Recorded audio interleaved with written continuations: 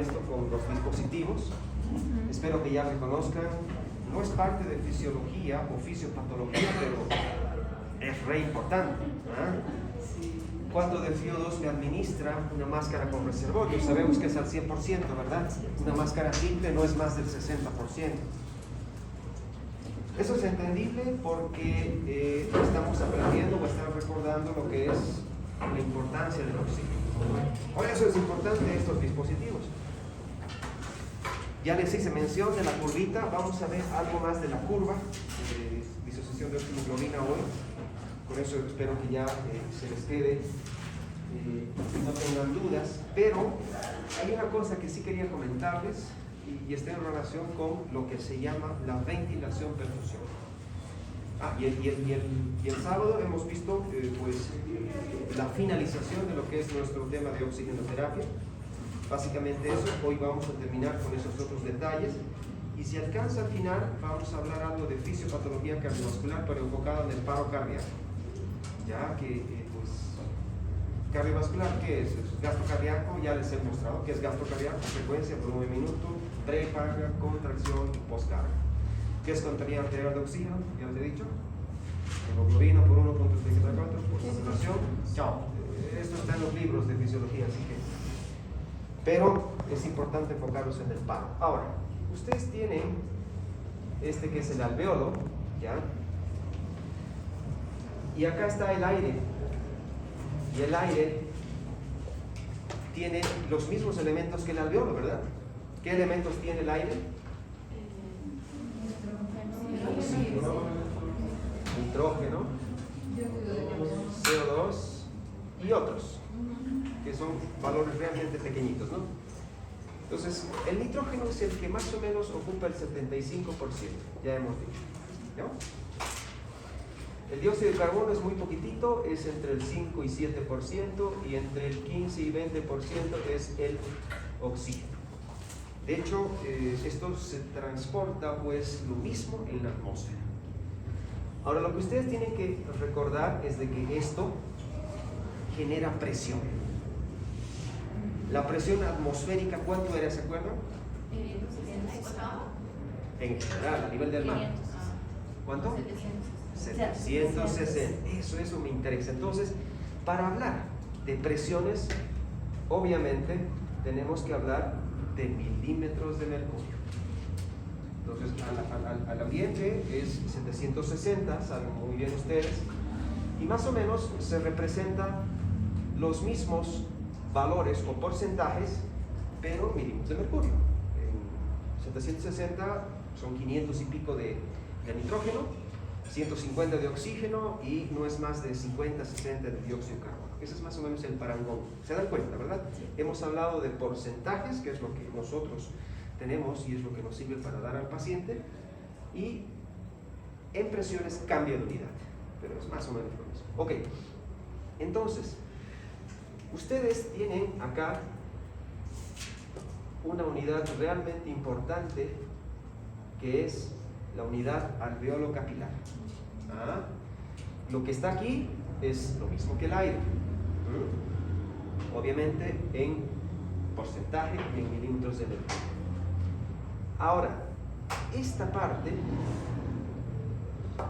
es vital y se llama intersticio, ¿verdad? Entonces, por medio de la difusión, ustedes han debido escuchar en fisiología, que es el paso de una sustancia de un lugar a otro por intermedio de una membrana semipermeable, tomando en cuenta sus solutos, la cantidad de líquido, etc. Eso permite la difusión. Y si toma en cuenta los solutos, se llama osmosis, ¿verdad? Entonces, acá lo que ustedes deben reconocer es lo que se llama ventilación. ¿Entendible? Entra oxígeno, sale CO2, bla, bla, bla. Esto es difusión. Va a salir por ese lugar y va a ingresar a lo que se llama los vasitos y es la perfusión. Entonces, ¿por qué les comento esto? Porque cuando ustedes lleven patologías y por ejemplo estén en neumología, cuando hablen de neumonías, cuando hablen de distrés respiratorio, y en distrés respiratorio les he dicho el sábado, ¿no, doctores? distrés respiratorio se toma en cuenta por medio de lo que es la, ¿qué se llamaba esto? La PAFI, PaO2 y FiO2. ¿Cuánto era la normal? Más de 300. Excelente. Entonces, esto es un tema diferente al habitual, pero es muy común, sobre todo por las patologías que comprometen el pulmón.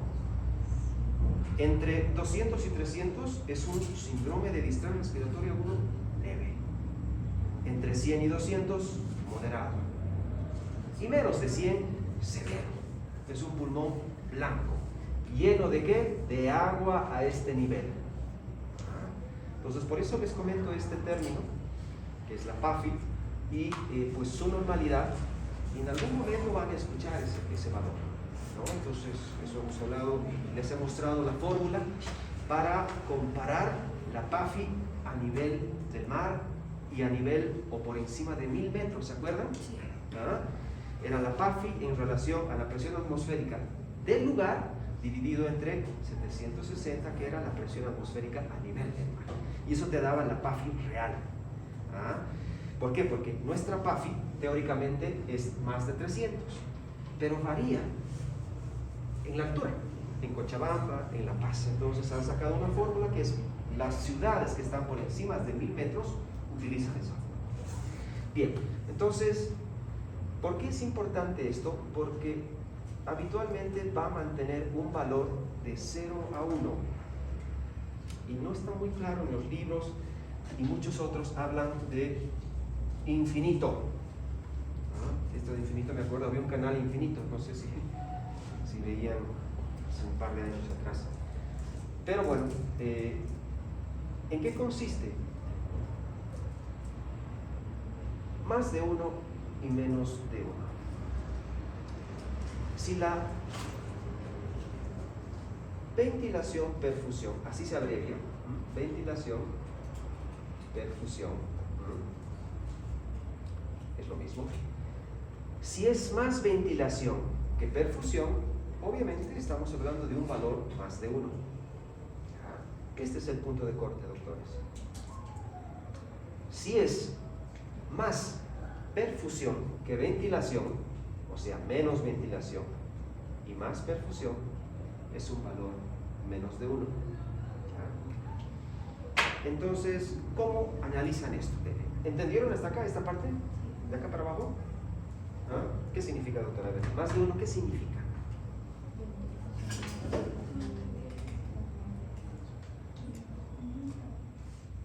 A ver acá. ¿Qué significa más de 1? Más ventilación que perfusión. ¿Perdón? Más ventilación. Ya. Sí.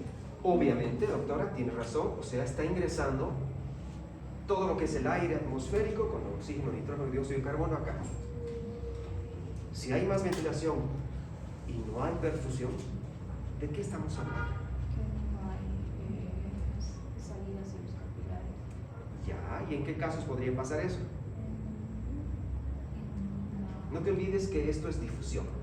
Puede que pasen los elementos acá al intersticio, pero no acá. ¿En qué casos podría ocurrir eso? ¿Qué pasa si yo ocluyo esto? ¿En qué causas o en qué patologías puede ocurrir? No exactamente. El edema agudo del pulmón es acá, doctora. Ah, el intersticio. ¿Y qué pasa cuando se tapa esta arteria? ¿De qué estamos hablando? ¿Perdón? La insuficiencia va a ser secundaria a eso. Pero ¿qué ocasiona eso? Cuando se tapa una arteria en el corazón, ¿qué es? No, la arteriosclerosis es la formación de grasa en el interior del vasito, que es en la íntima. Un coágulo, una trombosis. ¿Y en el pulmón cómo se llama esto? Tromboembolismo pulmonar o trombosis pulmonar. Entonces, ¿qué quiere decir esto? Que está ingresando el aire, pero no pasa acá. Es útil ese trabajo, ¿hay hematosis o no? No hay hematosis. Entonces, esto obviamente está en una parte o en una región del pulmón, y a todo eso se denomina, ¿qué se llama? Espacio muerto. Han debido escuchar este elemento, ¿eh? El espacio muerto hay dos, uno que es el fisiológico y otro es el patológico. El fisiológico es el que está desde la gargantita, la orofaringe, tráquea y bronquios. ¿Por qué es espacio muerto? Porque es un conducto sin alveolos, ¿ok? ¿Entienden? Por eso es espacio muerto, pero es fisiológico. Es necesario que pase todo el oxígeno por ahí para que llegue al pulmón, pero no hay hematosis. ¿Capís? ¿Entienden? Bien. Entonces, cuando esto se denomina espacio muerto, eso se llama fisiológico. ¿Y cuándo es patológico? Cuando ocurre eso. Hay áreas o vasos tapados y no hay hematosis. Eso se llama espacio muerto. Entonces acuérdense, cuando el ABQ va a ser más de uno, ¿de qué estamos hablando? Vasos tapados. Ahora puede ser un vasito o múltiples vasos pulmonares. Y ahí estamos hablando de una embolia pulmonar masiva. Y la embolia pulmonar masiva es causa de lo que es el choque obstructivo. Creo que hemos hablado el sábado, los 4 tipos de choque. Choque hipovolémico. Sí. Choque obstructivo, que es neumotórax, taponamiento cardíaco y embolia pulmonar. Distributivo, anafilaxia, sepsis o neurogénico, que es por un problema medular. Y el cardiogénico, pues obviamente patologías cardíacas. Entonces aquí estamos hablando de una embolia pulmonar, que esta puede generar un choque obstructivo. Ahora, ¿quién entiende o quién puede explicar qué pasa cuando la ABQ es menos de 1? O sea, hay menos ventilación, pero su perfusión está ok. ¿De qué estamos hablando?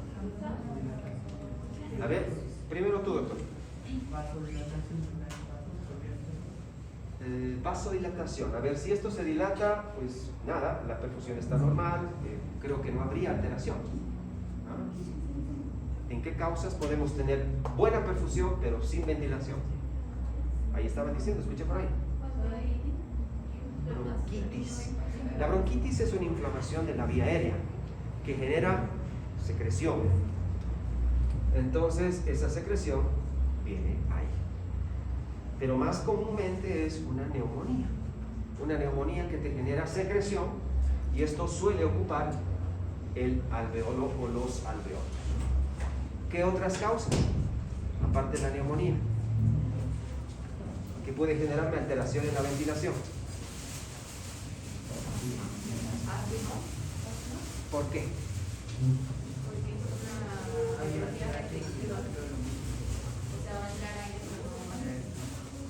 Hay un broncoespasmo, ¿no? Con hipersecreción, que es la característica del asma. Entonces, ambas, la secreción de moco y el broncoespasmo, generan cambios en su ventilación. Puede que llegue algo de oxígeno, pero probablemente es muy poquito y no va a generar una buena ventilación-perfusión. Entonces ya se dan cuenta, ¿no? Para que exista buena ventilación-perfusión debe estar más o menos entre 0 y 1, que esto es teoría. No hay algo que te diga estamos en 0,5, 0,8. Hay aparatos que te detectan, pero pues de hecho es para estudios de investigación. Entonces, ahora cuando tienes alteración en el intersticio, ahí estábamos hablando de el edema agudo del pulmón. Ya les decía, ¿no? El edema agudo del pulmón habitualmente se llena de líquido el intersticio cuando hay inflamación. Ese es el edema agudo del pulmón no cardiogénico, ¿se acuerdan? Y cuando es cardiogénico, pues básicamente las presiones están aumentadas, presión en la aurícula derecha, ventrículo derecho, hay sobrecarga, hay hipertensión, etc. Entonces, la presión aumentada genera la salida de líquido del intersticio. En cambio, en estos cuadros, COVID sobre todo, es por la inflamación, citocinas, respuesta primaria, etc. ¿Se entendió esto, no? Es llanos. Ahora voy a mostrarles algunas diapositivas y ya en el tema de oxigenoterapia les mostré la relación de las presiones y los milímetros de mercurio del aire, les mostré. Y obviamente con eso ustedes se dan cuenta por qué debo aprender a reconocer los dispositivos de oxígeno. Ok, bueno, la función del oxígeno dentro de la vía respiratoria es permitir, pues, llevar este elemento a diferentes temas. ¿Se acuerdan que hablamos que el oxígeno, la mayor parte de este elemento está en la hemoglobina, ¿verdad? ¿Se acuerdan, no? Sí. Y muy poquitito 003 en el plasma. De ahí que salía la fórmula del contenido arterial de oxígeno, que era hemoglobina por 1.34 por saturación de oxígeno. ¿Qué quiere decir? Por cada gramo de hemoglobina, estos transportan 1.34 mililitros de oxígeno. En cambio, el dióxido de carbono, hemos dicho que se transporta mayormente como que era, eso hemos dicho el sábado, creo, como que se transporta el dióxido de carbono. ¿Con qué nombre se transporta el dióxido de carbono? Una parte se transporta en la hemoglobina, 20% más o menos. Pero la mayor parte se transporta como bicarbonato. 70% se transporta el dióxido de carbono como bicarbonato. Y muy poquitito disuelto en el plasma, ¿no? Esa es la diferencia con el oxígeno. Lo que estamos nosotros intentando explicar es esto, ¿no? La respiración externa que están haciendo ustedes ahorita por un medio de transporte, que esto es sobre la base de tubos, conductos, que es nuestra vía aérea, va a permitir el paso del oxígeno acá al flujo sanguíneo y terminar en lo que es la respiración interna. La respiración interna no es más que la respiración mitocondrial. El oxígeno, cuando ingresa, va a ser útil efectivamente en la mitocondria, ¿no? Para generar energía, generar movimiento, permitir el ingreso del calcio para más contracción. Entonces el oxígeno es vital en ese trabajo. Bien, ahí está un poquitito, esto estuve buscando recién, fíjense, el oxígeno tiene 21%, pero acá hemos dicho debe ser probablemente menos, ¿no? 19.5. El dióxido de carbono nada y casi 80% de nitrógeno. Eso se va a repetir a nivel alveolar y a nivel de milímetros de mercurio. Aquí estamos hablando de 500, aquí estamos hablando de 60 y aquí estamos hablando de 150, 180 más o menos milímetros de mercurio, que sumados dan 760 milímetros de mercurio. Ahora, las presiones pues se van sumando, como les he dicho, ¿no? Y llega a tener un valor de 760. Que este es el valor global, pero esto a nivel del mar, o sea, 0 metros. ¿Y se acuerdan del páramo? Por cada 10 metros de altura baja 1 milímetro de mercurio la presión barométrica. Barométrica, atmosférica es lo mismo. Ahí está, este es el mismo gráfico, esta es la ventilación, la difusión, y la perfusión implica recoger el oxígeno, eliminar el dióxido de carbono para que sea transportable. Esto es importante porque acá vamos sumando todo en realidad. Aquí está la atmósfera y la atmósfera nos tiene que brindar oxígeno y dióxido de carbono. Entonces, este intercambio de aire entre la atmósfera va a ser sobre todo a nivel alveolar. Aquí estamos a nivel alveolar, pulmoncito. Entonces, los alveolos van a recibir oxígeno y van a recibir oxígeno para pasarlo a los vasos y van a recibir dióxido de carbono para expulsarlos con la expiración. Eso es fisiológico. Ingresa a este nivel y ahí ya estamos trabajando sobre la base de la difusión. Difusión de oxígeno, dióxido de carbono entre el alveolo y la sangre. Perfecto. Cuando ya está en la sangre, esto se transporta y hemos dicho varias formas, ¿verdad? El oxígeno con hemoglobina, dióxido de carbono con el bicarbonato. Sobre todo se transporta de esa forma. Y al final esto va a terminar en lo que es nuestra respiración interna o celular. Es en resumen. lo que acabamos de hablar. Ahí está en macroscopio, bueno, en la parte microscópica. Ahí está la parte del intersticio, que en realidad es así, pegadito. Permite la difusión de ambos, dióxido de carbono y oxígeno, directamente a los glóbulos rojos y a la hemoglobina. Y obviamente debemos saber que parte de la tensión superficial, que es básicamente la apertura del alveolo, va a trabajar en eso el nitrógeno que está más acá, pero este nos estamos olvidando, ¿no? El neumocito tipo 2. Este neumocito tipo 2 elimina o segrega el surfactante, ¿no? Que trabaja en lo que es la tensión superficial. ¿Han escuchado la tensión superficial, no? ¿Saben qué es la tensión superficial? Les hacen hacer experimentos en fisiología, ¿no les han hecho hacer? ¿Por qué creen que en el agua coloquen un bote de agua y pónganse a mirar si se acerca un zancudito, una Aedes aegypti si quieren, o una mosquita? Va a crear una tensión en el agua y no se va a hundir. Y es por eso que va a ser como un resorte por el peso y por la tensión superficial que todos los elementos, objetos, líquidos, etc. Y eso permite cierta rigidez. Hagan el experimento, lean lo que es tensión superficial, es eso. Van a sacudir, caminen en el agua y genera una resistencia y no se hunde por su peso. Y esa tensión superficial es generada gracias al surfactante. Bien, entonces acá van a ver los pasos. Ya les comentaba la otra vez de que nosotros respiramos gracias a que mi presión intrapleural es negativa. Ya les decía la otra vez, -8. Entonces, ¿qué pasa? Tenemos un tiempo que es de inspiración, y en la inspiración mi volumen corriente va a ser 500 mililitros. Lo que están respirando ahorita son 500 mililitros. Y esto va a ingresar gracias a las diferencias de presiones, ¿no?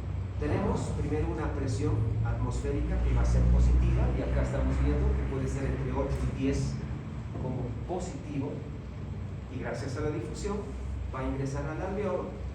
La presión atmosférica de 10 va a bajar a 0, pero va a seguir ingresando hasta más allá gracias a la presión negativa de la pleura. La pleura, su presión negativa es más o menos a este nivel, ¿no?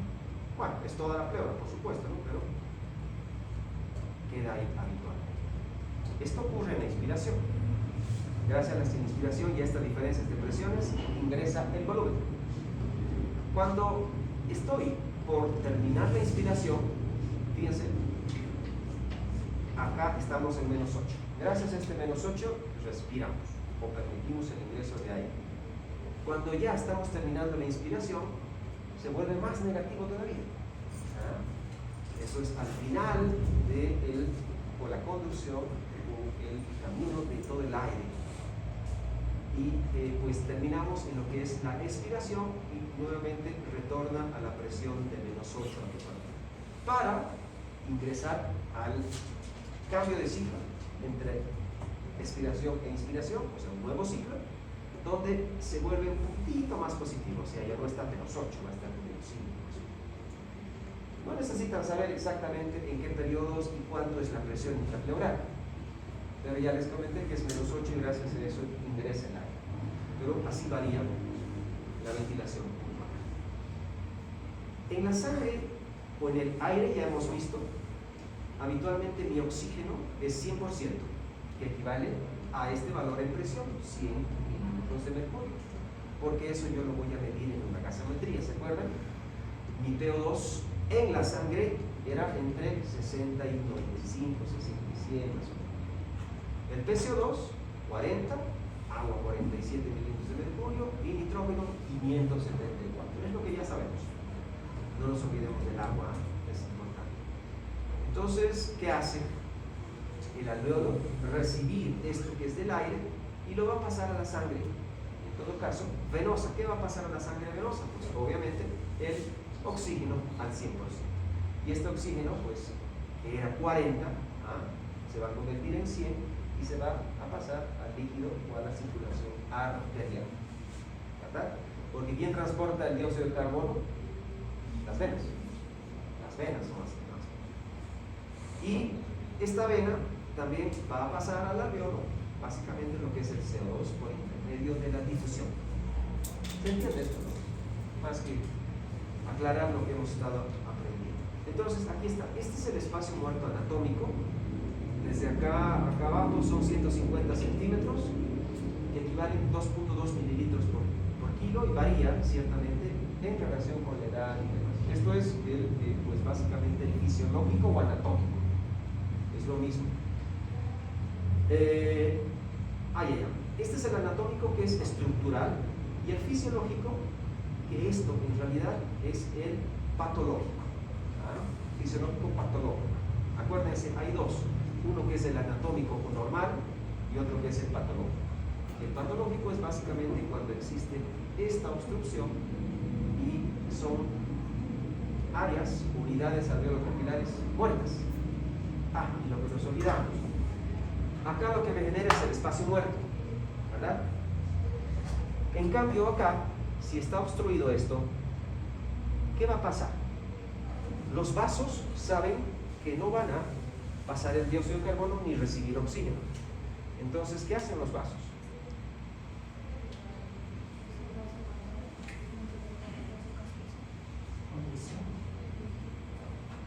Entonces, ¿qué hacen los vasos? Pues buscar otros territorios para llevar su CO2 y recibir oxígeno. Y a este cambio se lo llama shunt o puente. El shunt es la comunicación por un puente entre dos áreas. Entonces es tan sabia la estructura pulmonar que estos vasos saben que esa área está muerta, es un espacio muerto, entonces van a direccionar por otros vasos a alveolos funcionales, ¿verdad? Y a eso se llama shunts. Eso ocurre cuando la ventilación es menos de 1.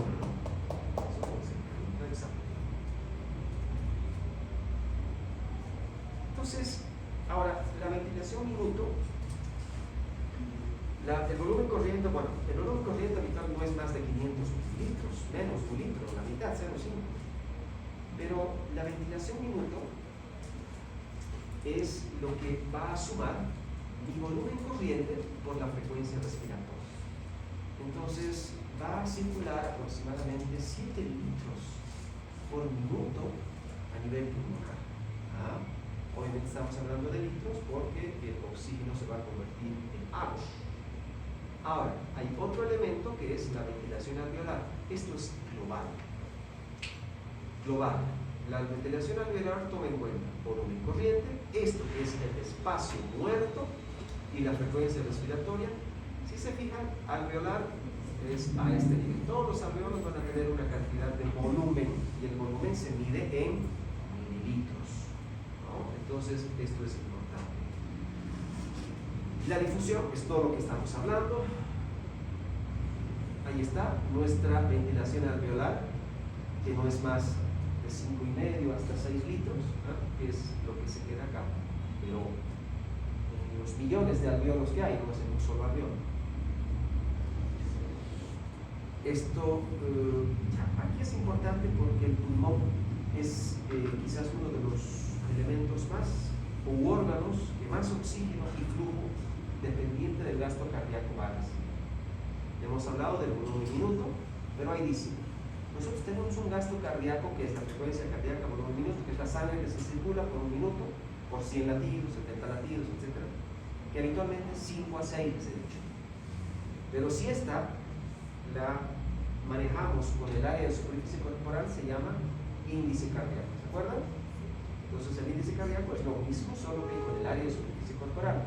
¿Cuándo usamos el área de superficie corporal? Sobre todo los oncólogos, cuando utilizan sus medicamentos citostáticos y demás, no se calculan miligramos por peso, sino miligramos por el área de superficie corporal, que es muchísimo más específico. Por eso el gasto cardíaco era acá hasta 6, 7. En cambio el índice cardíaco es la mitad, 3, 3.5. Cualquiera de los dos puede utilizar. Obviamente, ¿cuándo lo van a utilizar? Cuando ustedes lo calculen. Ya les comenté que la extracción de oxígeno, cuando el vaso transporta la hemoglobina, llega a un sector, a una célula o un grupo de células y van a captar el oxígeno, ¿verdad? Y esa captación va a depender de la afinidad del oxígeno a la hemoglobina, según una curva de disociación oxígeno-hemoglobina. Cuando el paciente está con fiebre, está con diarrea o está con un sangrado, la afinidad del oxígeno a la hemoglobina ¿va a aumentar o disminuir? Disminuye, porque eso tiene que ir urgentemente a los tejidos. Entonces, ahí están entendiendo muy bien. Lo contrario, si un paciente está sedentario, estable, sin movimiento, o alcalótico, o hipotérmico, etc., la afinidad aumenta, porque los tejidos no necesitan. Entonces, eso es importante entender, porque va a estar de la mano con la perfusión y la llegada de vasitos a los pulmones. Ahora, fíjense acá, es otra forma de explicar, esto lo puse porque explica de otra forma esto. ¿Qué pasa? Cuando la perfusión pulmonar limita la difusión, o sea, hay esto, ¿qué implica? Que acá hay oxígeno, ciertamente, pero no va a haber CO2 porque el vaso no le está dando CO2 para eliminar, o la vena no le está transportando el dióxido de carbono. Entonces, otra forma de explicar, y es por eso de que cuando el BQ es alto, la presión de oxígeno es normal o alta, y básicamente el dióxido de carbono es bajo o está bajo. ¿Por qué? Porque no recibe el dióxido de carbono porque el vaso está tapado, ¿me entienden? ¿Se entiende esto, no? Es otra forma de explicar. Ahora, yendo a este lado, ¿qué dice? Si la ventilación, perfusión disminuye, ¿qué quiere decir? La ventilación está limitada, eliminada o no hay, pues básicamente no hay oxígeno. No hay oxígeno. ¿Por qué? Porque no le llega acá y el dióxido de carbono va a estar alto. ¿Por qué? Porque le está pasando el vaso y pues no se puede eliminar. Entonces son unidades sin función, unidades alveolo-capilares sin función. Ahí está el oxígeno está abajo y el dióxido de carbono llega. Es otra forma de explicar esto tomando en cuenta los niveles de PO2 y CO2.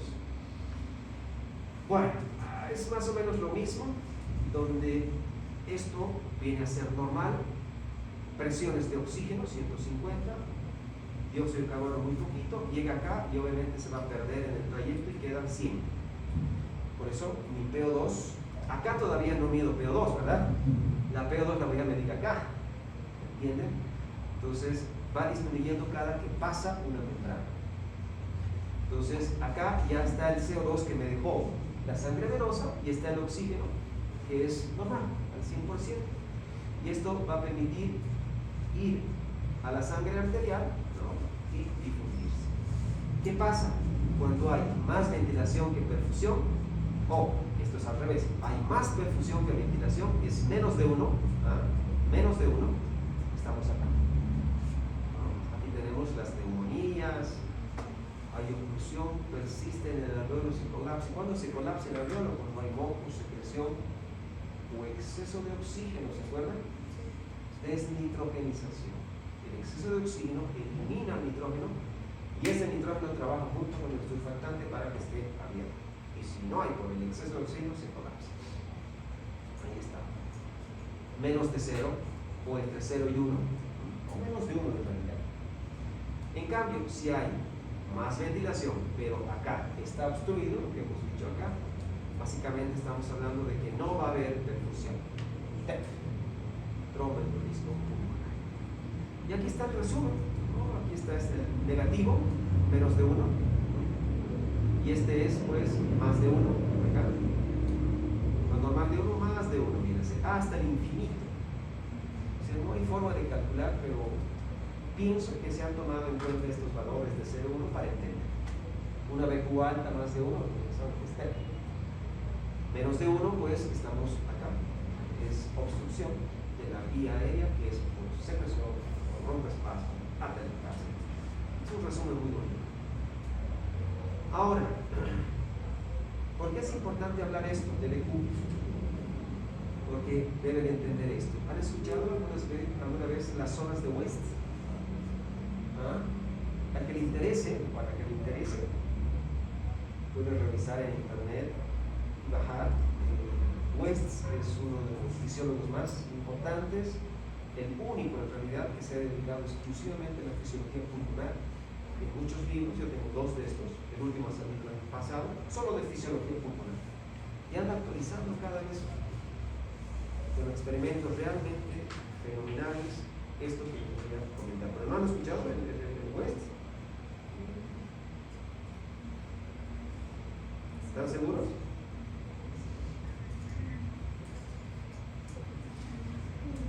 A ver, West es el autor. Entonces, aquí un poquito tienen que entender lo que es la gravedad. ¿Qué es más pesado? ¿El vaso o el alveolo con el aire? El vaso, la arteria, digo, la vena. La arteria o la vena, por supuesto, porque transporta líquido. El líquido es más pesado que el aire. Lógico, ¿verdad? Entonces, esto es un pulmón, ¿eh? La mayor cantidad de líquido se va a transportar y va a estar por presión abajo en los vasos, ¿no? ¿Y qué dice? La presión arterial y la presión venosa van a ser más que la presión alveolar. Esto de acá es la presión alveolar. En otras palabras, la gravedad hace que los vasos estén más hacia abajo, ¿verdad? Obviamente hay circulación arriba, pero ¿dónde va a ser predominante? Acá abajo. Entonces, hay un poquito ahí, les voy a hacer recuerdo al pulmón bebé del visto respiratorio. ¿Se acuerdan? Cuando el paciente estaba mal, blanco el pulmón, desaturado, siempre en la parte de atrás hay áreas que pueden recuperarse cuando se amplía su área de superficie. ¿Y cómo lográbamos eso? Lo dábamos la vuelta al paciente, ¿no? Eso se hace muy frecuentemente y en COVID todos los días hacíamos eso. Prono se llama. Entonces, al hacer esta inversión del pulmón, obviamente, estas áreas que están colapsadas se van a abrir y van a recibir vasos. Se va a llenar de flujo, ¿me entienden? Entonces, gracias a la gravedad hay más sangre acá. Por eso la presión arterial y venosa es más que la alveolar. ¿Qué pasa aquí arriba? La presión alveolar va a ser mayor que estas dos, la arteria y la vena. Es normal, ¿me entienden? No pues por la gravedad. Entonces, a esta área que es más presión alveolar se llama zona 1. Y esta que es intermedia, zona 2. Y esta que es la que tiene más vasos, más sangre, más rica en arterias, en venas, etc. Zona 3. Aquí hay flujo sanguíneo. ¿Se entiende, no? Esas son las zonas de West, las famosas zonas de West. Y aquí está, este cuate lo explica mejor, fíjense. En relación a BQ, la zona 1 corresponde a los ápices, zona 2 a la parte media, zona 3 las bases. Listo. En la zona 1, la ventilación es mayor que la perfusión. ¿Estamos? Más de 1. Mayor que 1. Acá es intermedio y acá hay más perfusión que ventilación. Tiende a ser más perfusión que ventilación, pero esos valores son utópicos, ¿no? Entonces tomen en cuenta acá. En la zona 1 hay más ventilación, en la zona 3 hay menos ventilación que perfusión, ¿no? Interesante. Ahí están más o menos las diferencias. Este es un libro, bueno, no lo tengo el libro, pero esta autora tiene mucho material disponible. Linda, no sé qué es, pero muy interesante, que bajó bastante. ¿Qué pasa? Fíjense, aquí arriba hay poca sangre. El alveolo también. Acá ciertamente hay más ventilación que perfusión, por eso le ponen un valor hasta de 3. No es que esté obstruido la arteria, ¿no? Sino que fisiológicamente la ventilación-perfusión se entiende de esa forma. La PO2, obviamente, pues el aire o la presión está alta, mucho oxígeno acá, y el dióxido de carbono, bueno, está en su valor. Y así podemos calcularlo en la zona media y aquí abajo, por ejemplo acá. ¿Cómo están los vasos? Altos, mucha sangre arterial y venosa, también. La ventilación-perfusión, obviamente, como va a haber mucha perfusión y no hay ventilación, va a estar baja, 0,6, menos de 1. está explicando lo normal, porque es un volumen normal. Pero eso normal, esa parte normal lo puedo traspolar a lo patológico entendiendo esto, ¿no? Neumonías. Bien, ahora viene lo aburrido, que es pues reconocer lo que son los volúmenes. Ahí está el volumen corriente, y cuando están respirando normal hacen un esfuerzo inspiratorio, ¡pum! Ese es el volumen de reserva inspiratoria, al revés expiratoria, y el volumen residual. Porque esto es por medio de sumas, ¿no? El volumen expiratorio más el volumen corriente es el volumen total, bla, bla, y hay muchas cosas que te marean, ¿cierto? Así que bueno, eso ya depende de ustedes si quieren aprender, pero el volumen corriente es el movilizado en una respiración normal. El volumen de reserva inspiratoria es la cantidad de aire que puede ser introducido en el tórax con una inspiración forzada. Volumen de reserva expiratoria es con una expiración forzada. Y el volumen residual es el aire que permanece en el tórax después de la expiración forzada, que no va a salir, que se queda ahí. Aquí está en mililitros. Entonces tenemos el volumen, desde acá, la capacidad vital. Nosotros tenemos la capacidad, hemos hablado sobre todo como ventilación alveolar, ¿no? 5 litros y medio más o menos. Aquí llegamos a 4, casi 5, la capacidad vital, donde tenemos una capacidad inspiratoria de 3 litros y medio, una residual funcional de 2,300. Ambas toman en cuenta mi volumen residual, que es el que queda, 1,200 se va a quedar sí o sí en el pulmón. Pónganse acá, son más de 7 litros, casi 7 litros que van a ir circulando en nuestro pulmón. Es una bolsa tremenda. Volumen de reserva expiratoria, volumen de reserva inspiratoria y el TIDA, pues el total. Todo esto va a ser la capacidad vital, que era la ventilación total, era, no me recuerdo, volumen alveolar, 5 litros y medio más o menos. Aquí está. Y la ventilación minuto, ¿no? La ventilación minuto que toma en cuenta la frecuencia respiratoria, que básicamente es casi 7 o un poquito más.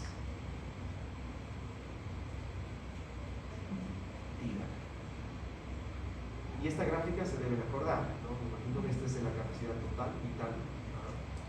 La inspiratoria, la reserva expiratoria. Entonces, para mí esto le sirve más a los neumólogos, ¿no? A los que manejan la espirometría. Dentro de este elemento, la espirometría, vamos a hablar de una cosa, que es el volumen expiratorio final en un segundo. ¿Han escuchado eso? Eso usa mucho los neumólogos para medir o evaluar patologías restrictivas o obstructivas. Ahora vamos a ver.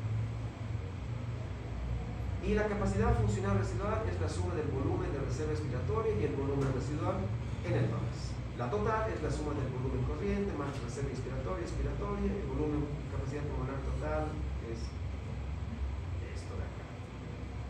Todo esto. No creo que les pregunte esto porque es memoria, ¿cierto? Ahí está. Es el volumen de aire expirado en un segundo. Se coloca un tubito en la boca del paciente, el espirómetro evalúa esto y eso se mide en porcentajes. ¿Ya? Y te determina si hay patología obstructiva o restrictiva. Ahí está, es más o menos la maquinita. Te da valores. Alguna vez lo interpretamos con mis profesores, pero es más de especialistas. Y esta, por ejemplo, es una patología restrictiva. ¿Qué patologías restrictivas conocen? Pues las que te generan restracción, perdón. Sí. Alteraciones sobre todo anatómicas óseas, ¿no? Por ejemplo, estamos hablando de fracturas óseas que generan callo y que generan depresión, el pectum excavatum, y otras que te generan tracción de un lugar a otro del pulmón, y uno de estos es justamente la telectasia. Les hablaba de una paciente con mieloma múltiple, ¿no? Les he explicado, ¿no? Entonces, esta señora tenía una telectasia tremenda, el pulmón estaba blanco y lo único que veía en ecografía acá era el corazón. El corazón estaba totalmente retraído al lado derecho, impresionante. Pero eso es gracias a que todos los alveolos están colapsados y traccionan. De modo que el pulmón derecho es una línea y el pulmón izquierdo es una bolsa. ¿Eso es normal? No, pues es completamente patológico. Esa es una patología restrictiva. Y dentro de las obstructivas está pues el más común, que es el EPOC, ¿no? El enfisema o la bronquitis crónica. La gasometría, que ya lo conocen. Y esto es interesante. Esto lo puse porque, a ver, esta es la curva de disociación de oximoglobina. Acuérdense que acá medimos la saturación y aquí está la PO2. Y les comenté de que nosotros tenemos una meseta acá realmente importante que nos permite sobrevivir a la hipoxemia. ¿Ah? De modo de que, por ejemplo, acá, ya 90. Si tengo acá 90 de PO2, esto implica 100 de saturación. Si tengo 80 de PO2, implica 96, no baja la saturación. Si tengo 70 de PO2, fíjense, 95, 93 sigue la saturación. Entonces todo esto es una adaptación sabia, porque nos permite sobrevivir a estados de hipoxemia. ¿Por qué? Porque tenemos muy buena concentración o presiones de oxígeno. En cambio, si ya vamos bajando hasta 60 ya implica 85 de saturación. Ojo con eso, ¿no?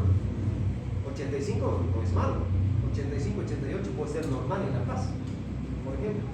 Entonces tenemos todo este trecho para tolerar la hipoxemia. ¿Les parece importante eso? Uf. Ahora eso se altera, ya les comenté, pacientes obesos, pacientes niños que tienen patologías pulmonares. Ahora si baja 50 ya es grave, porque obviamente este 50 implica 80 saturación. Pero 80 saturación puede tenerlo al paciente vivo todavía, consciente, ¿eh? Peor aún cuando esté en 30 ya llega a ser listo, ya no hay nada que hacer. 60 saturación va a ser paro respiratorio. ¿Entienden esta gráfica? ¿No? Es muy práctica, no la había visto antes, así que por eso les comento. Entonces, este es el parangón o la relación que existe. Por ejemplo, PO2 de 100, ya hemos dicho 97, ¿no? PO2 de 100, 97 o 100. Y así vamos a ir relacionando hasta 50. PO2 de 50 me mantiene una saturación de 93. 83 es más o menos aceptable, ¿eh? 83 saturación. Por debajo de 80 ya es algo que pues, sí o sí nos debe preocupar. Pero... ¿No es más de 95 100%? ¿Perdón? ¿No es más de 95 100%? Sí. De todos modos, cuando la presión de oxígeno pasa del alveolo a la sangre, ya no es 100%. Por eso es muy raro que nosotros saturemos 100%.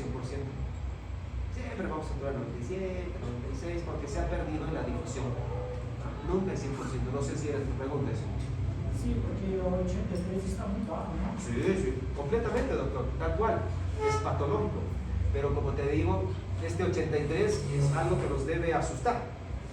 Si lo encuentro así al paciente, ojo con eso, hay que hacer algo. Hay que hacer una radiografía, gasometría, u otro tipo de exámenes complementarios. Pero fíjate, no es una saturación que es premortem, ¿no? Es una saturación que la vamos a encontrar frecuentemente en la emergencia. Muy diferente, por ejemplo, a esta, 30 y 57 de saturación. Fatal, ¿no? Entonces, esto es gracias a esta nuestra meseta de tolerancia. Dios, gracias, tenemos eso. Además, estas personas que viven en la altura, como decía la doctora, pues tienen más eritropoyetina, tienen más glóbulos rojos, obviamente más hemoglobina, y a eso se llama polisistema, que es una secundaria, ¿no? La primaria es la vera, que es patológica. Pero sí, obviamente no te digo que esto es normal, no, para nada, es completamente anormal. Pero a lo que iba es al P50, ahorita vamos a ver. Aquí está, cuando se desvía a la derecha, esto es la derecha, hay acidosis, hay hipercapnia, hay fiebre, hay más 2 de glicerato.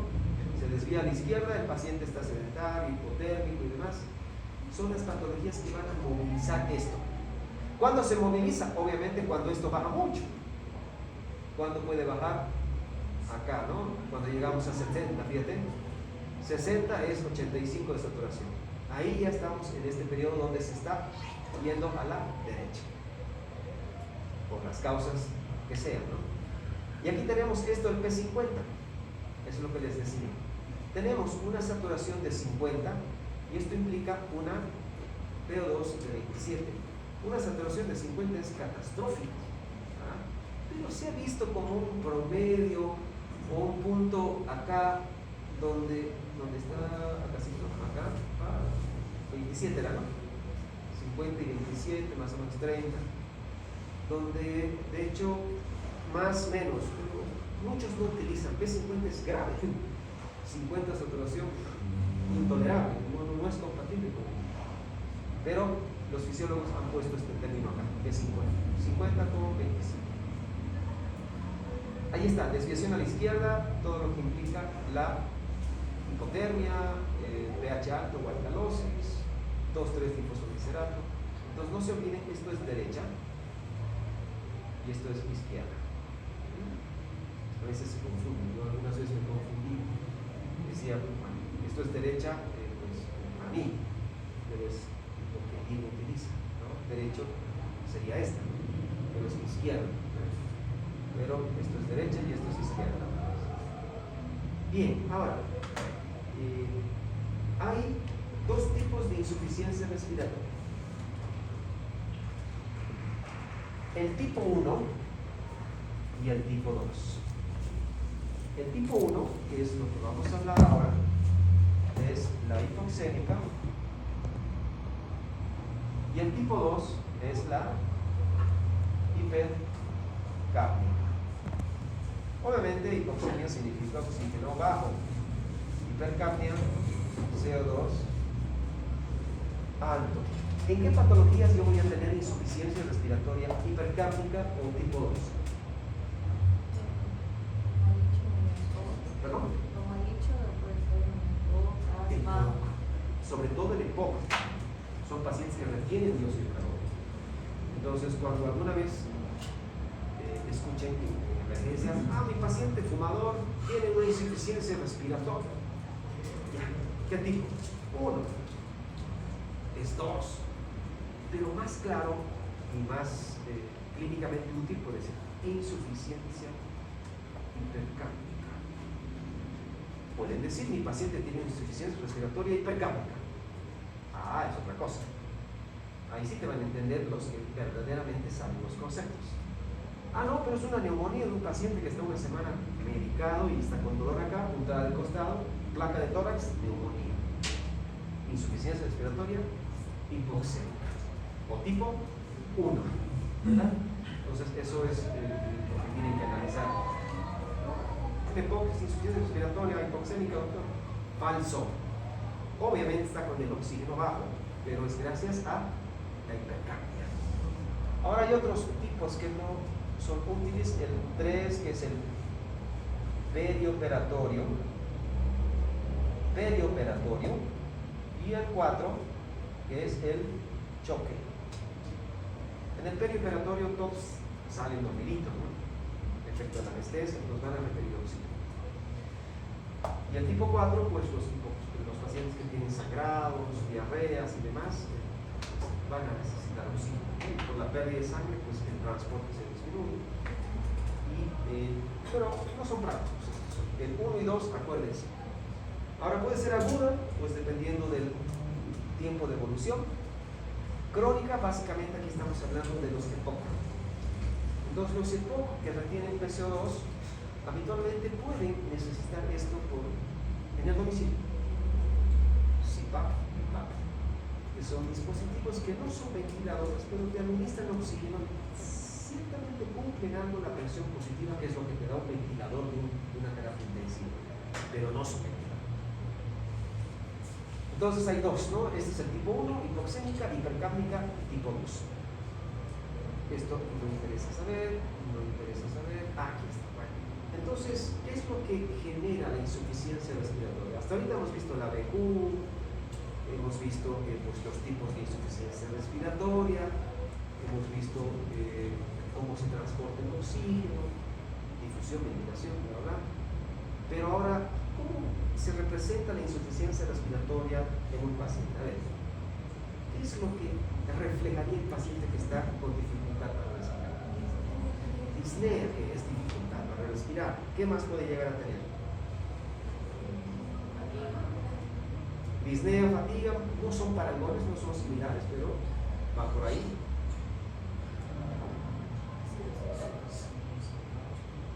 Si se fijan, la disnea es la madre, ¿no? Y después puede ir de la mano de la cianosis.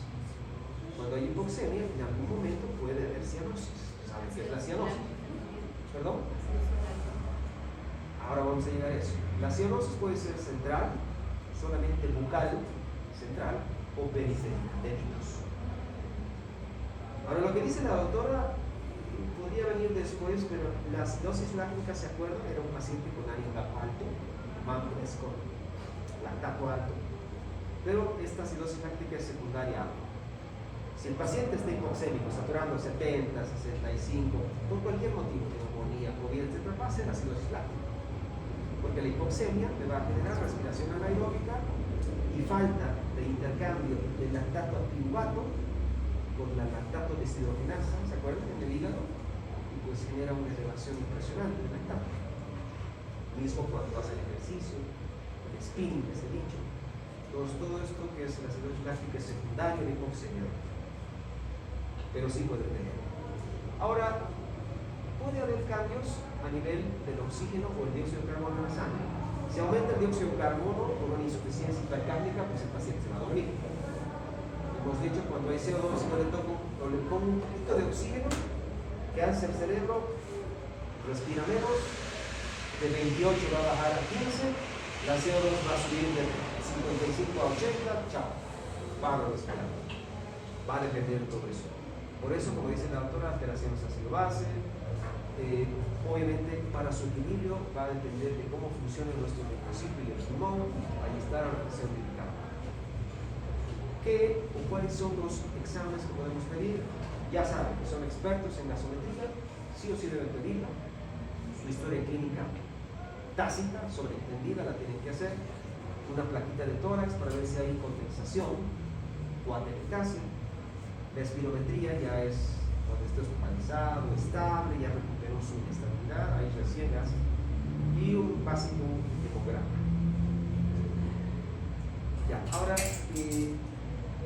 esto es importante porque al hablar de insuficiencia respiratoria estamos hablando de hipoxemia. Y la hipoxemia es causa del paro cardíaco. Dentro del paro cardíaco nosotros usamos las H y las T, ¿han escuchado? Cuando un paciente hace paro, igual que el MAMPRES, para ver de qué origen es, tengo que ver cuál es la causa del paro. Las H toman en cuenta hipoxia, alteración de hidrogeniones, hiper o hipocalemia, hipovolemia. H.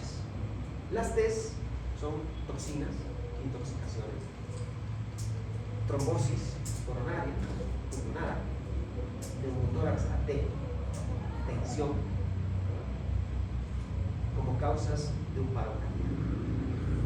Entonces, hay otras causas que generan no solo el paro cardíaco, sino la insuficiencia respiratoria, como obstrucciones, la anafilaxia, el broncoespasmo, el asma severo, el trauma de tórax. A ver, ahí les comentaba un poco. ¿Qué patologías después de un politraumatismo me pueden generar insuficiencia respiratoria?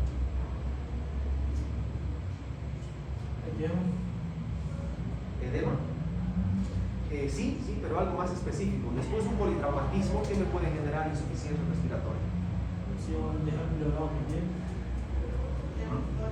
Eso, más que derrame pleural, Doc, es la presencia de aire en la pleura, ¿no? Que es un neumotórax. Por eso está dentro las TES, neumotórax, pero atención. ¿Cuándo es atención? Cuando es más de grado 3. Grado 1 es antes de la línea medio clavicular, grado 2 es más de la línea medio clavicular y grado 3 es cuando el neumotórax llega y cubre todo el pulmón, ¿no? Entonces, esa es atención. ¿Y cómo lo determinas? Pues si el paciente ha tenido un accidente de tránsito, pues es muy probable. Pero ¿cómo lo corroboras? Al mirar. Ingurgitación yugular. ¿Ves la ingurgitación yugular? Ya, este tipo tiene un neumotórax o un taponamiento cardíaco. Chao. ¿Cómo lo diferencias? Lo escuchas. Escucha el pulmón. Si aquí no escucho nada y aquí sí, neumotórax.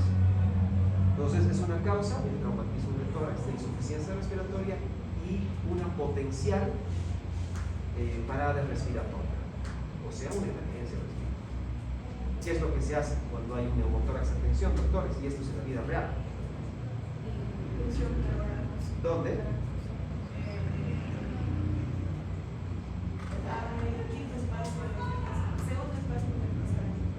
¿Dónde queda? Muy bien, doctor. Eso es lo que básicamente se conoce.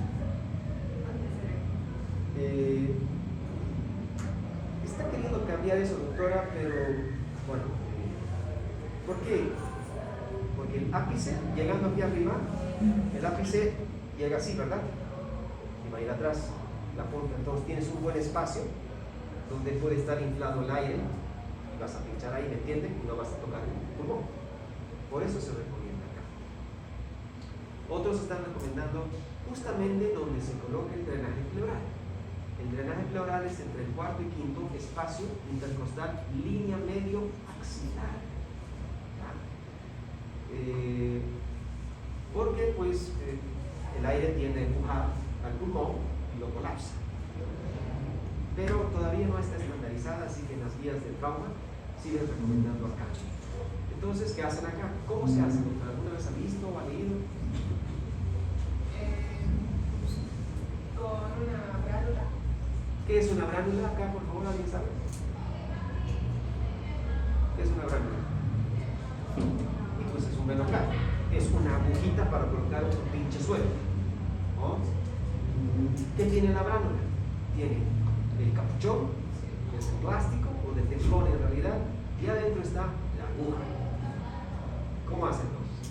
Se busca el segundo espacio intercostal, lineamente auricular, se mete la bránula, se tira la aguja y se deja el plástico para que pueda salir el aire por ahí. Perfecto. Y algunos lo sellan con, no sé, viste que lo sellan con un pedazo de Guante. guante. Muy bien, doctora. Isso é para neumotórax. Para neumotórax, es una toracocentesis, ¿no? Entonces, lo que dice el autor es correcto. Eso es lo que deben hacer ustedes en una emergencia, un politraumatizado en la carretera X, están solos ustedes, ingurgitación yugular y tórax inestable. Es nada. Si no escuchan nada acá, pínchele. Pínchele, eso puede salvarle la vida, pero eso es temporal. Lo que dice el autor es correcto, dejar el capuchoncito, o sea, meter la aguja hacia el capuchón, está rígido, una bránula entre 18 y 16. La 16 es bien gruesa, incluso generalmente 18. Es la verde, viene por colores igual que el Venturi, ¿se acuerdan? Pinchas, dejas el capuchón y va a salir ahí. ¿Cómo te puedes ayudar? Puedes colocar tu aguja con una jeringa y la jeringa la llenas de agua. Entonces pinchas y va a volver. Sacas la aguja y va a salir. Ahí. Déjalo salir. Déjalo salir. Ahora otros lo que hacen es colocar la jeringa ahí. Solo la jeringa sin el émbolo. Y le colocan el dedo de guante. Ahí. De modo que se colapsa, se abre. Se colapsa, se abre. De modo que fuera una respiración. Pero al ser una agujita tan delgada, no es funcional. No es funcional. Lo que yo habitualmente hacía antes es conectar esa bránula a un equipo de suero y a un suero con agua y burbujea. Pero no cumple su función porque es un trayecto largo. No cumple su función. En realidad todo el aire va a salir mientras le pinchas. Así que lo que se recomienda es colocar una agujita, su jeringa, mejor dicho jeringa, sin el émbolo y el dedo de guante. Hasta que alguien sepa colocarle un drenaje, porque hay que colocarle un drenaje. El drenaje es un tubo más grueso que se coloca acá, ¿no? Por medio de divulsión, hasta que pues salga todo el aire. Intoxicaciones, sobre todo benzodiazepinas y opioides. Ahora ya estamos entrando al cambio vascular. ¿Qué quiere decir? Ya hemos dicho insuficiencia respiratoria, ahora puede haber insuficiencia respiratoria que genere paro respiratorio y paro cardiorrespiratorio. Ahora vamos a ir a esto. Otras causas, pues la hipotermia, electrocución, hemorragias, todas pueden ser causas de insuficiencia respiratoria y eventual o potencial paro cardíaco. Ahí está, este es el paro cardíaco que les decía. Pero en el paro cardíaco lo importante es generar una maniobra. ¿Qué maniobra hacemos para salvarle al paciente? ¿Ah?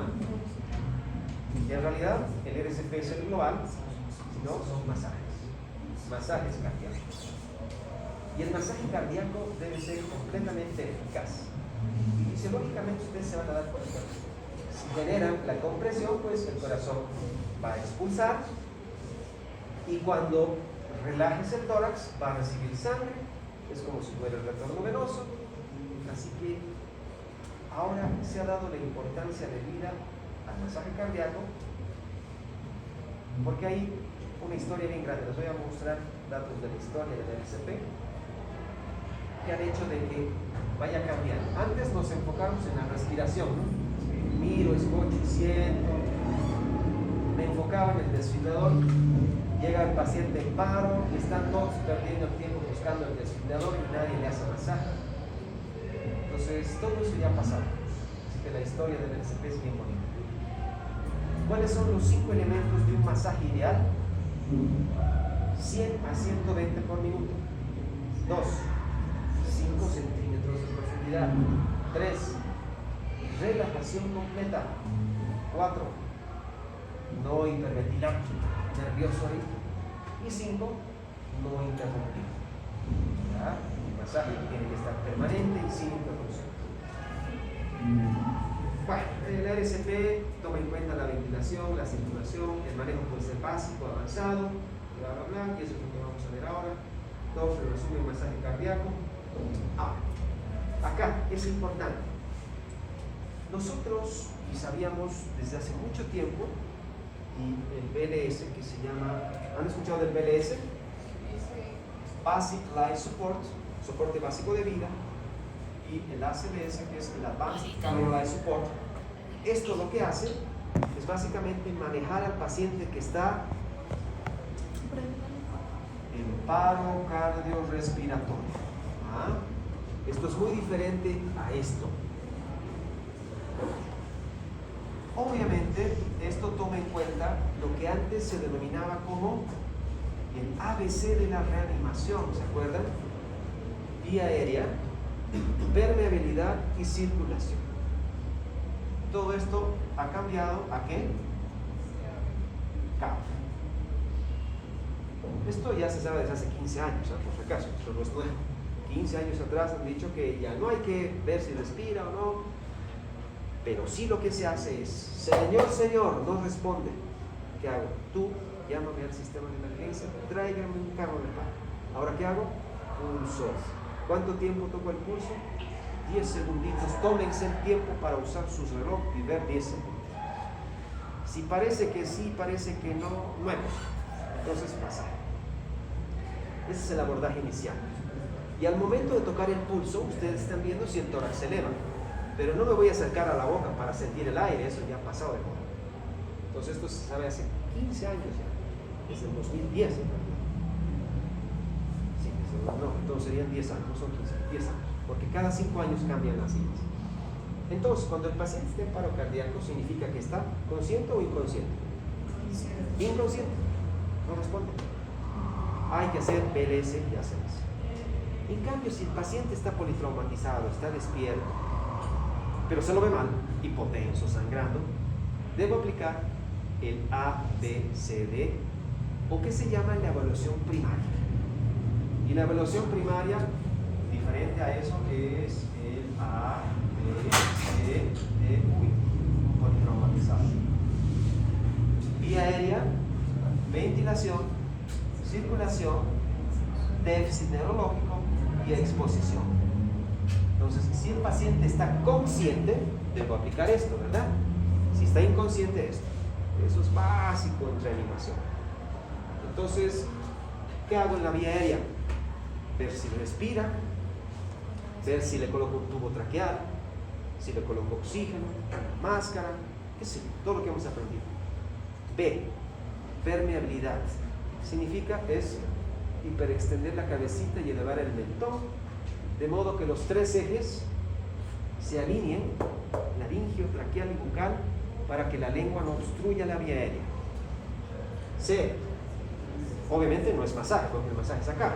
En el C debo colocarle una vía periférica, debo pasarle volumen, debo medirle la presión, la frecuencia cardíaca, todo lo que implica circulación. En déficit neurológico, ¿qué hago? ¿Ah? Bien, doctora, pero hay otro score más. Glasgow, está bien, perfecto. ¿Qué era esto? Está alerta al estímulo, responde a la respuesta o al estímulo verbal, responde al dolor. Y acá, inconsciente. Muy bien, doctora. ¿Dónde aprendió eso? ¿ATLS? ¿Ah? He hecho el BLS y soy parte del grupo voluntario en Tarija. ¿Dónde hizo el BLS? En Tarija. Yo le invito, doctora, BLS y ACLS, lo que guste. Hace una semana hemos hecho BLS y ACLS, ¿no? Y nosotros estamos buscando instructores. ¿Ah?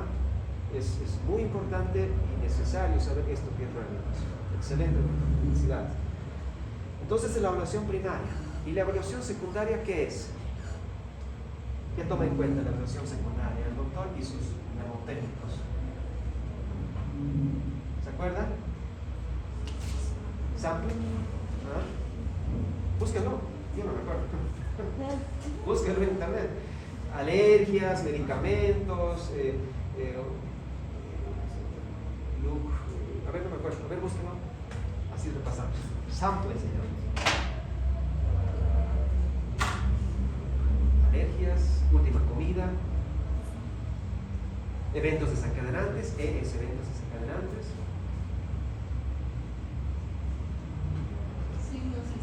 Signos y síntomas, alergias, medicamentos, padecimientos del paciente, perfecto, padecimientos previos o patologías previas, último alimento, the last food y eventos. acontecimientos. Exactamente. Entonces ese sample, que esto es la evaluación secundaria. Nos hemos salido un poquito, vía aérea, bla bla bla, ventilación, pero esto los voy a explicar mejor en esta otra diapositiva. Ya, antes de ir al otro, les voy a explicar esto.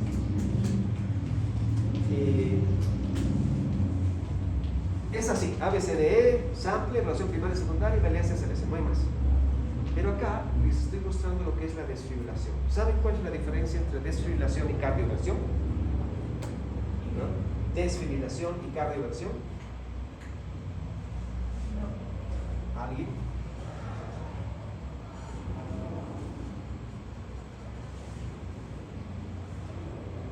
Obviamente, les voy a mostrar ahora, pero en la desfibrilación existen solo dos ritmos. ¿Cuáles son? FB y taquicardia ventricular, no hay más. Estos son desfibriladores. ¿Qué significa la desfibrilación? ¿Conocen un desfibrilador externo automático? ¿Han visto?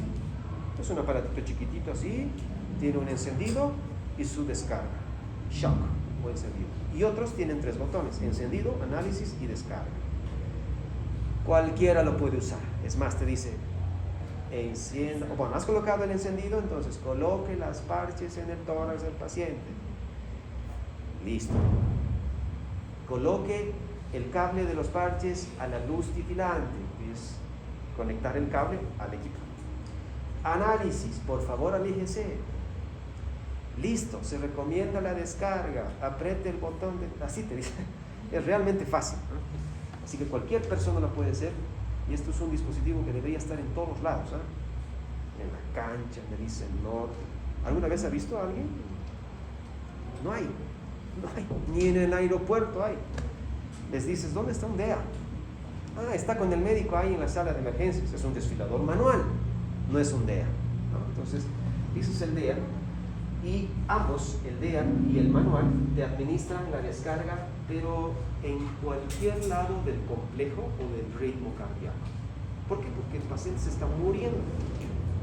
Entonces no interesa dónde caiga, la cosa es para descargar y que cambie el FB a un ritmo que genere pulso, porque el FB no genera pulsos. En cambio, la cardioversión es con un elemento que se llama zinc. ¿Han visto en el desfibrilador manual esto? Cuando alguna vez vayan a la emergencia, revisen va a tener su encendido, su carga, descarga, y hay un botón de sync que se llama sincronizado. ¿Qué quiere decir? Que la cardioversión debe ser sincronizada. Entonces aquí tiene la onda P, Q, S, T.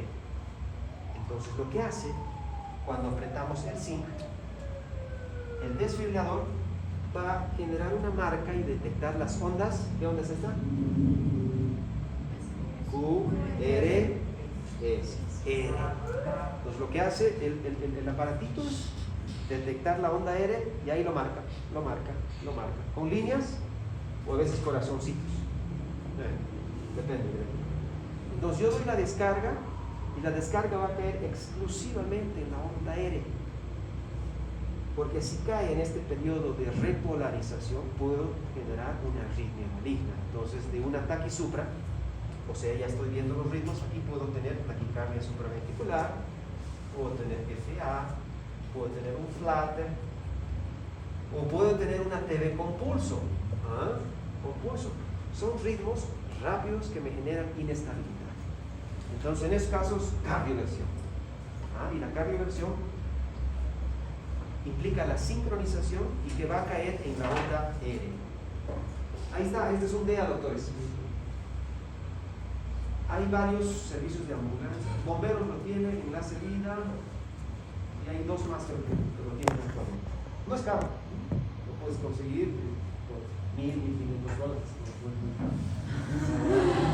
$1,500. Un desfibrilador manual cuesta, ¿cuánto cuesta un manual? Creo que está en $50,000.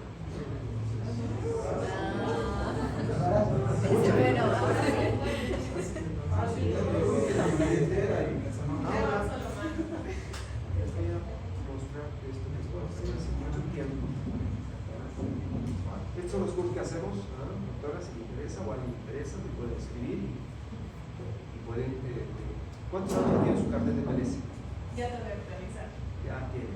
Adelante, doctora, somos el mejor centro. Más de casi 20 años que ya doy los cursos. Antes lo daba en una clínica privada donde yo me formé y ahora lo estoy dando en una universidad. Ya han visto el nombre, universidad privada. Hace una semana ha sido el curso. Ahora a fin de mes tengo otro. Obviamente son cursos arancelados, ¿no? Porque es un curso que te entrega un carnet de la AJA. Adelante. Bueno, esta exposición era para mostrarles esto, ¿no? Ya desde hace mucho tiempo la importancia de la respiración se veía desde la Biblia, ¿no? Pero obviamente la respiración boca a boca ya quedó atrás. Cuando encuentras si alguien se cae aquí afuera, pues ¿qué voy a hacer? Señor, no responde. Llama a emergencias 911, 162, 165, lo que quieras, pulso. No tiene pulso, empiezo a hacer masaje. Nadie me va a decir nada de eso. Pero sí, si no le hago masaje. O sea, debo hacerle masaje.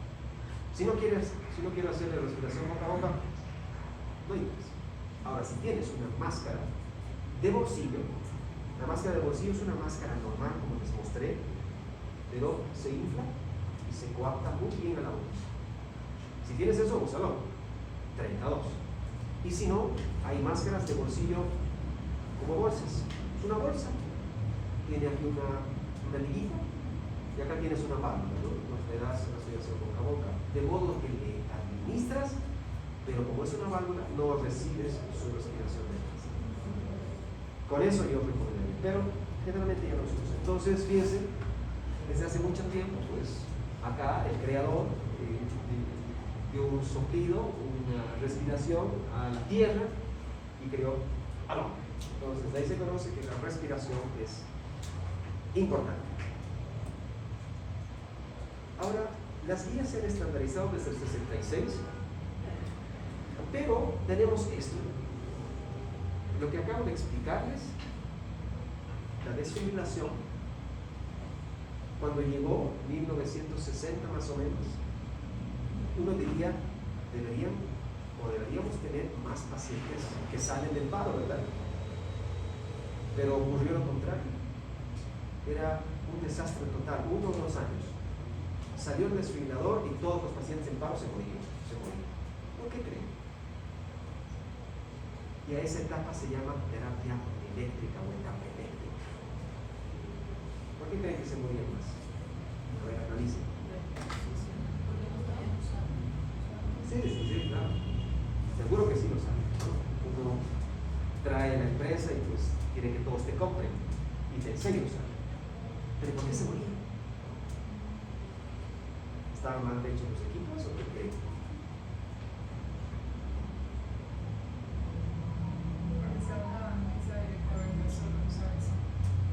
Por supuesto. Entonces había un paciente en paro cardíaco y todos perdían tiempo al ir a buscar al desfibrilador, el paciente seguía ahí sin masaje y llegaba, desfibrilaba y se moría. Así ocurrió. Es por eso que esa terapia eléctrica o época eléctrica se la cambió a la etapa circular, o sea, el masaje. Y es por eso que ni siquiera ya hay ABC, ¿no? Si no se habla, hace muchos años. Pues fíjense lo importante, lo único que es esto. Ahí está en la Biblia, dice, ¿no? Dice, se subió a la cama y se acostó sobre el niño colocando su boca, ojos y sus manos contra las del niño, y estrechando su cuerpo junto al suyo, movimientos, y lo hizo más de una vez. El niño positivo, o estornudó y recuperó. Y pues es un pseudo masaje con movimientos extraños, pero teóricamente recuperó el paciente. Es la Biblia ese proceso.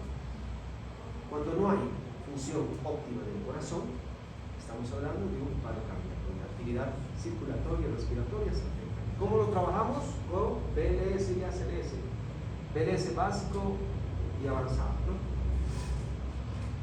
Entonces, ustedes ya entienden que los paros cardíacos pueden presentarse dentro del hospital o fuera del hospital.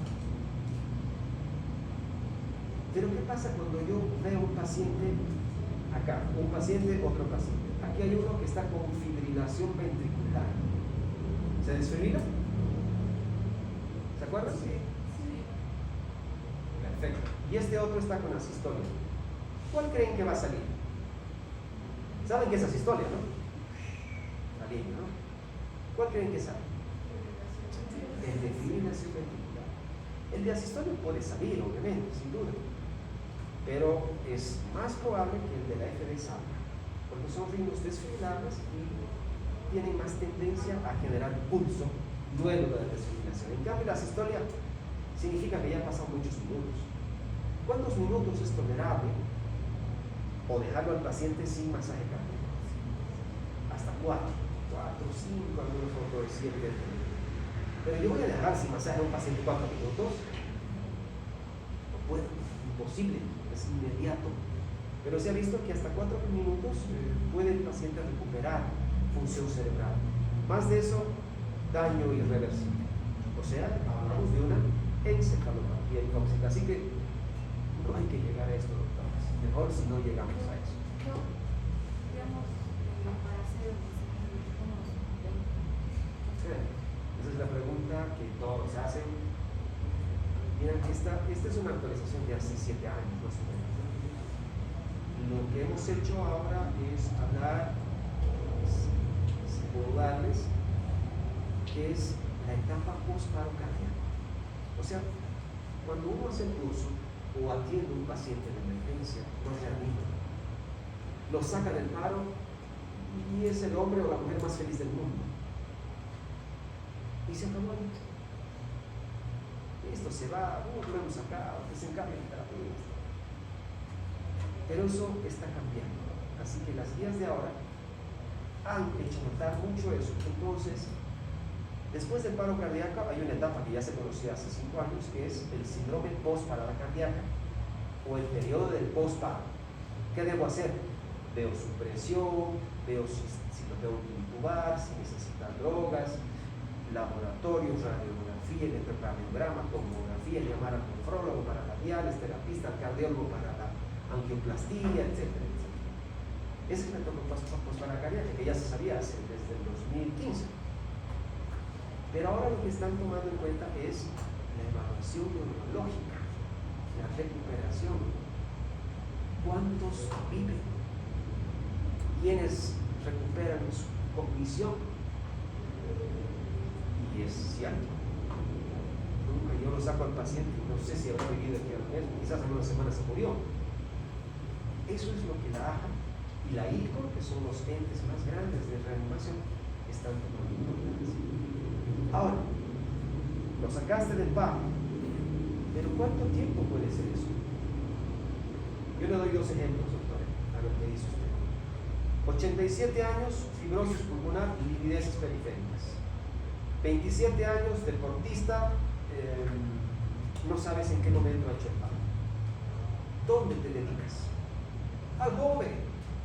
Este abuelito, ya, pues, 5 minutos, y si no sabe, no te asustes, no te estreses, has hecho lo que has podido, pero obviamente es omisión si no le haces masaje, ¿no? O sea, si el paciente para cardíaca, hazle masaje, hazle un ciclo 2. Un ciclo son 2 minutos.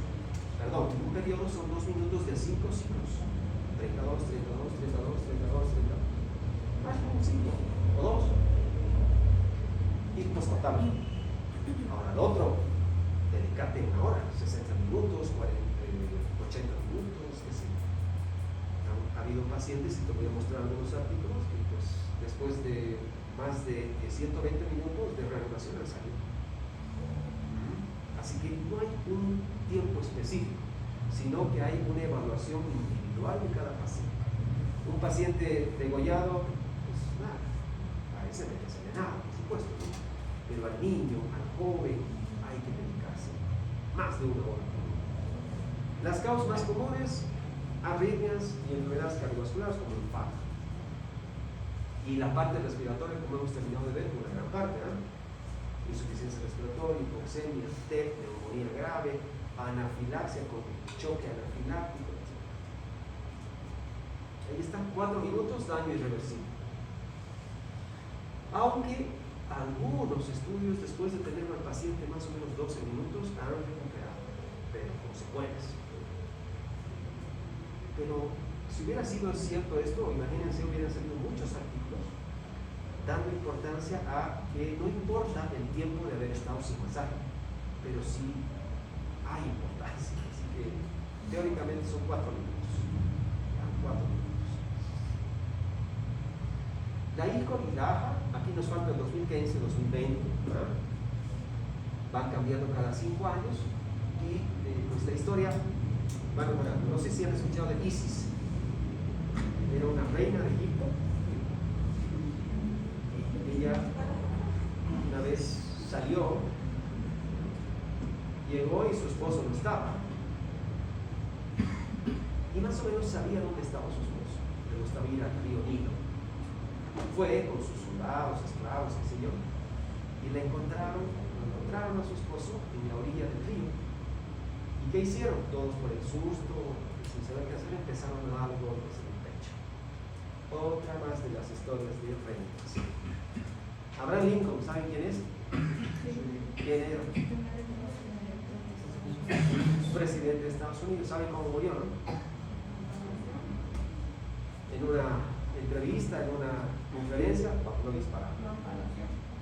Y la bala llegó a la cabeza, se cayó, y ahí uno de sus guardaespaldas, Charles August Lee, que era médico casualmente, fue y empezó a hacerle golpes en el pecho. O sea, no sabía de esa separación, porque esto fue en 1950. Y ahí ya se sabe que tiene la importancia del masaje cardíaco. Aquí es 2020, en 2020 ya han salido las últimas guías. Y esto va cambiando cada 5 años. Ahí está lo que decía el autor. Un caso de sobrevida después de un paro cardíaco después de 3 horas y media. ¡Wow! Imagínense. Ahí está la cosa. No interesa ahora pobres brazos. Porque les he dicho los 5 elementos de un masaje ideal, ¿verdad? 100 a 120, 5 centímetros, relajación completa, no hiperventilar y no interrumpir. Pero el sexto, yo insisto, ojalá alguna vez me escuchen, no creo, pero el sexto debe ser el intercambio. Cada 2 minutos deben cambiar los masajeadores. Ahora, si te cansaste antes de los 2 minutos, cambia. Habitualmente, ¿con quién cambia? Con el de la vida aérea. Ahora puede haber un séptimo, digo séptimo porque son 6 los individuos que tienen que estar alrededor del paro cardíaco máximo. puede haber un séptimo que sea el backup para hacer el masaje. 3 horas y media. Entonces, este artículo muestra trabajos de 60 minutos, 54, 25, y ellos han recomendado en esa época 20 minutos. Pero no hay un tiempo completo. Yo me dedicaría a un chico joven, más de 1 hora, sin excepción, sin reparo, para sacarlo de eso. Cadena de supervivencia, eslabones. Esto es antiguo. Pedir ayuda, masaje, desfibrilación, traslado y terapia intensiva. Ahí se acababa. Ahora no, señores.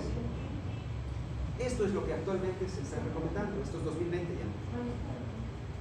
Primero, se ha dividido en la etapa intrahospitalaria y en la extra, donde ustedes van a estar permanentemente en el hospital. Y si se acuerdan, cuando les hablé de oxigenoterapia, les hablé de sistemas de alerta. El score de News, ¿se acuerdan? Les mostré el score de News, el CURP 65, el WUP. ¿Ah? ¿No se acuerdan? Que eran para determinar insuficiencia respiratoria. En cambio, el News era un sistema de alerta temprana que evaluaba la frecuencia, la presión, la diuresis, el estado de conciencia, etc. Y te decía, ah, caramba, este paciente puede hacer un paro, hay que trasladar a terapia.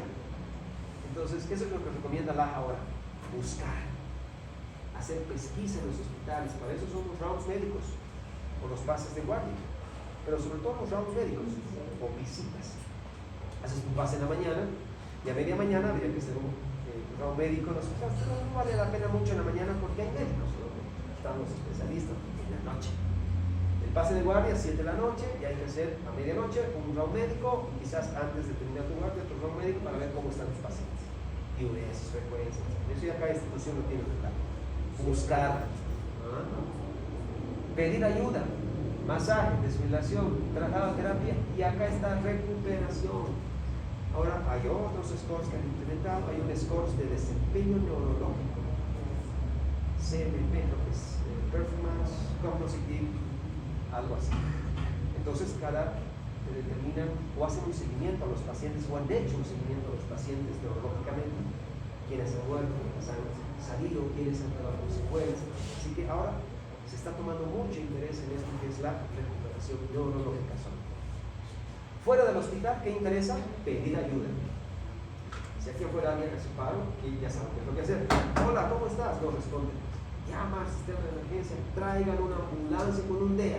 Aquí no van a tener un carro de paro. Entonces, ahí estás cumpliendo el primer eslabón. Pedir ayuda. Segundo, pulso. No detectas pulso, masaje. Te llega el DEA, lo desfibrilas. Ahora, si no es desfibrilable, pues te va a avisar el DEA que este ritmo no es desfibrilable. Continúa el masaje. Pasa 2 minutos, va a decir, aléjese, volvemos a analizar. Automático cada 2 minutos analiza. Traslado, terapia y recuperación. Lo mismo se repite en niñitos, lactantes, lo mismo. Ahí está el CAP, esto es antiguo, 2010. Que esto no es actual. Por eso el masaje es importante, no desde hace poco. Este también es un gráfico antiguo donde indica, y esto es real, todos deben hacer masaje, todos, el 100%, sean legas o no. Legas o legos, ¿saben qué son? Personas que no conocen la reanimación. Un ingeniero, un arquitecto, qué sé yo, aunque hay personas interesadas. La semana pasada tuvimos a 2 ingenieros, ¿no? Pero han hecho belleza, no van a hacer acidez, no van a recoger ritmos, pero hacen belleza. Todos pueden hacer y deben hacer masaje manteniendo esta relación 32, que es universal. A todos hay que hacer de 32, excepto en 2 casos. ¿En qué? Excepto en 2 situaciones. O sea, son 30 compresiones, 2 ventilaciones. Excepto en niños y en lactantes, con 2 reanimadores. Si hay 2 reanimadores, es 15 horas. Únicas excepciones, y no han cambiado desde hace 10 años. Entonces, primero reconocer, esto ya no hay, ¿no? 1800, el masaje es clave y es algo que te va a preparar a la desfibrilación, el masaje. Las compresiones toman en cuenta todo lo que hemos dicho, ¿no? Los 5 elementos básicos. Evaluar, pedir ayuda, ver el pulso y cada 2 minutos hasta que me llegue el DEA. Gráfica antigua también. Señor, no responde, pides ayuda. Pulso, ¿cuánto tiempo? Cartílago cricoides, bajo o manzanita de Adán, hasta el pulso carotídeo 10 segundos. Esto es importante. Es muy importante, doctores. Y aquí están los elementos del masaje ideal. Más o menos la posición. Ya no hay prioridad en la respiración boca a boca, ni miro, escucho, siento. ¿Por qué se debe relajar completamente? Porque el corazón va a tener un volumen diastólico mayor y la contracción o la fracción de eyección teórica también va a ser mayor. Otras formas de reanimar. Y está en la historia de la medicina. Fuelles, métodos rusos, RCP inversa, 3500 a.C. ¡Wow! Estímulos externos, el golpe precordial. Llegaba un paciente en ¡pum! Puñete. Y está descrito todavía, ¿no? En las guías actuales se menciona el golpe precordial, pero no está dentro del algoritmo, ¿no? Pero seguramente ya se va a eliminar para el 2025. El 32, aquí está. Esto de la respiración, cuando ustedes están con el AMBU, antes era, fíjense, cada 6 a 8 segundos, cada 5 a 6 segundos, si está intubado o no está intubado. Ahora no, es cada 6 y punto, no hay más. Lo han facilitado, ¿no? Nos han facilitado. El éxito de la desfibrilación depende de las compresiones efectivas. Presión de perfusión, esto es coronaria y esto es cerebral. De modo de que cuanto más tiempo voy a hacer masaje, mi presión de perfusión cerebral y coronaria va a ser mejor y hay más posibilidades de que recupere el paciente. Fíjense, cuando hago contracciones frecuentes, mi presión de perfusión va a ser más alta o mejor. Muy diferente cuando tengo pausas. Este se va a morir, este va a salir. Ahora, ¿por qué recomiendan ir a 120? Porque han hecho muchos estudios y se ha visto de que entre 95 y 138 de masaje en un minuto, más pacientes salían. En cambio, cuando el masaje era más corto, hasta 94, 87, más se moría. Así que el promedio es 100 a 120. Este es el algoritmo del BLS. Esto ha cambiado, se ha simplificado. Ese es el primer desfibrilador. Hace poquito falleció este hombre, Safar, Peter Safar. No, miento, Peter Safar es el que falleció en el 61 y estos son los que han hecho el video, recién han fallecido. Ese es el padre de la reanimación, Peter Safar. Ahí está. Cuando apareció el DEA o el desfibrilador, pues la sobrevida disminuyó terriblemente, menos énfasis en el RCP y ahí está. RCP o etapa circulatoria debería estar acá y no la etapa eléctrica, ¿no? La posición, presión cricoidea, que no se recomienda ya se eliminó por completo porque impide en la ventilación. Hemos dicho la alineación de los 3 ejes para que se genere una buena ventilación o esté permeable. Con mi tubo ya no hay, ya no se usa. Máscara laringia, sí. Esto deben buscar en su cargo de paro. Si alguien que no está en paro, pero está con una emergencia respiratoria, pónganle una máscara laringia y lo van a ventilar. Esto es así, no necesitas práctica. Es hasta donde puedes poner un poquito de lubricante, ¿okay? El tubo traqueal más el AMBU y este es un dispositivo que detecta la PCO2. Y este es el algoritmo, con esto acabamos. No ha cambiado. En esta rama, después de identificar el paro, está FBTD. ¿Qué hago? Desfibrilación, masaje, cada 2 minutos. Después de la segunda desfibrilación, recién debo administrar adrenalina. Y después de la tercera, puedo administrar amiodarona. Ahora, lo que ha hecho la guía actual es sumar amiodarona o lidocaína. La lidocaína es más fácil de conseguir, así que puede usar lidocaína, 1 miligramo por peso, si no tuviera amianol. Pero se dan cuenta, cuando yo doy una descarga en FDO-TB, seguro va a salir.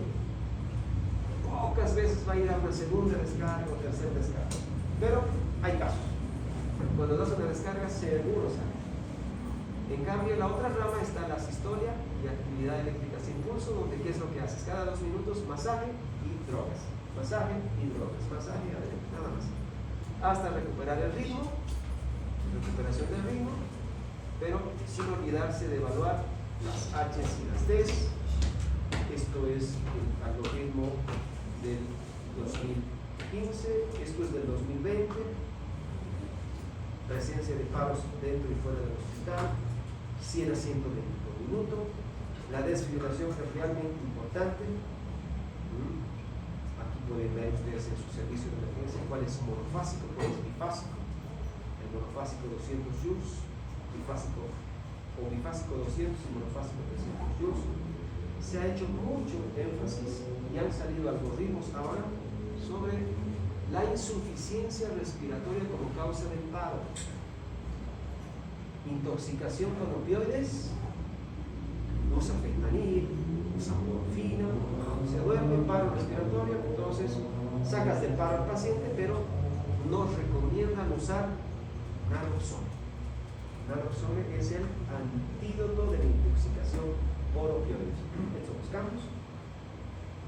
Por si acaso, todo esto lo pueden bajar ustedes de la página aha.com.org. Ahí está todo disponible, es gratis, excepto las últimas guías. ¿No? Las últimas guías se van a habilitar de aquí a 1 o 2 años. Pero las guías 2015 están disponibles. Otras técnicas de reanimación. Terrible, ¿no? Está en la historia. Ese es el de arriba, el DEA, y este es un desviador manual. Ese es el que tienen sincronizado. Bifásico 200, monofásico 360. Aquí están todos los antídotos, ¿no? Por ejemplo, en la acidosis, ¿qué debo usar? Bicarbonato, ya saben que no. En la acidosis es tratar la causa. Acá tenemos antidepresivos tricíclicos. Aquí sí se recomienda bicarbonato. Y así ves, por ejemplo, en hipocalemia, da potasio. Hipercalemia, ya sabemos, bicarbonato, calcio. Son antiguos. Y lo dejamos aquí, doctores, esto ya es más avanzado. Listo, muchas gracias.